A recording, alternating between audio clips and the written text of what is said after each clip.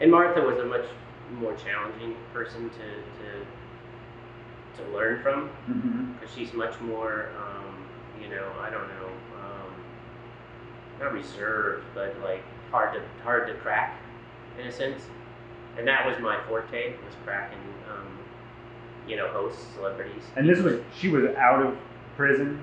Yeah, she had the anklet on. Oh, so right. She could work outside of her home for 40 hours a week at that time, and we were using all 40 hours basically. People do get a little more guarded after they've done time. That's not unusual. It's normal? I think so. Maybe. Yeah, but... So that kind of brings us back to, now the cookies they're vegan. Yeah, and that part of the process of doing that was to make them better for my mom. So in that whole process of the year prior to launching, I literally made a list of all the ingredients and said, what do I need to remove to make these dosable every single day? Because I know my mom's going to want to eat them every single day. Right. So that's when I decided to go down to bite size, but still keep the doses in there. So this way you can eat them every single day without, a cookie this big after, a month. Right. A cookie every day. I mean, that's 30 cookies in 30 days. It's a little nuts. So that was part of the reason I went down in size. And I got to a point where I looked at the ingredients and said, oh wow, this is all plant-based, everything in this. And as long as I was using, vegan ingredients going in, it's a vegan, cookie going out. Sure. So that's kind of how I got into it. And I'm not a big meat eater myself, so it was kind of an accomplishment to get to a cookie that still tasted like a fresh bakery cookie that is fully vegan.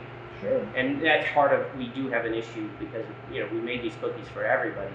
Yet there's a lot of people who think that vegan means that it's not going to be as good.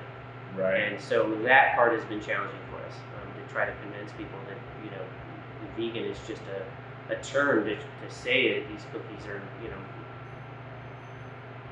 more healthy, but do I use the more healthy term? Not necessarily, because they're still cookies, but they're definitely better, than a traditional baked cookie. Yeah, definitely. Yeah, so that's how they became vegan. Yeah. And then it helped with the shelf stability. Yes, yeah. By removing the things that went bad, we were able to stretch it out for months, and then I started using some different ingredients, some syrups and stuff that kind of helped with the moisture. Okay. Like we're using a rice syrup right now. Oh, right. It works really well with keeping the moisture in the cookie. Yeah. And it's not a secret because we do put it on the packaging, but obviously how much we put in and how we do it is our own little formulation of it. And you guys were able to develop a way where every single cookie is dosed. Yeah. It took us a long time. We hit some missed dosings in our entry early levels. Yeah, it happens. Yeah, quite a bit, and I actually ended up working with a food scientist to try to correct it. Oh, excellent. Because the price of those guys, even though you have to pay a few thousand, it's so much. Well, I mean, if you're putting 4 cookies into the lab at $800 a test, that's $3,200 right there, and and a good food scientist is $3,000. So you've already, if you fail one test, you've just paid for the food scientist. So he came in and helped us, basically take our recipes and formulate them in a way that then we could control the measurements a lot better. And then, it's just a manual game. We weigh every cookie. So every single cookie coming out of here is spot on what our weight is. And then it's a calculation. We just back into it.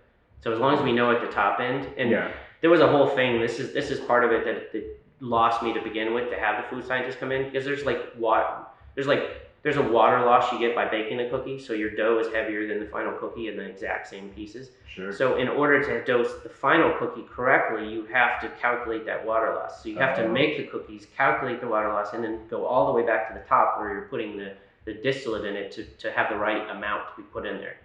Plus, when you have chocolate chips that aren't dosed, you have to be careful to make sure you get so many chocolate chips in each cookie, because then the dough, one more chocolate chip messes with it.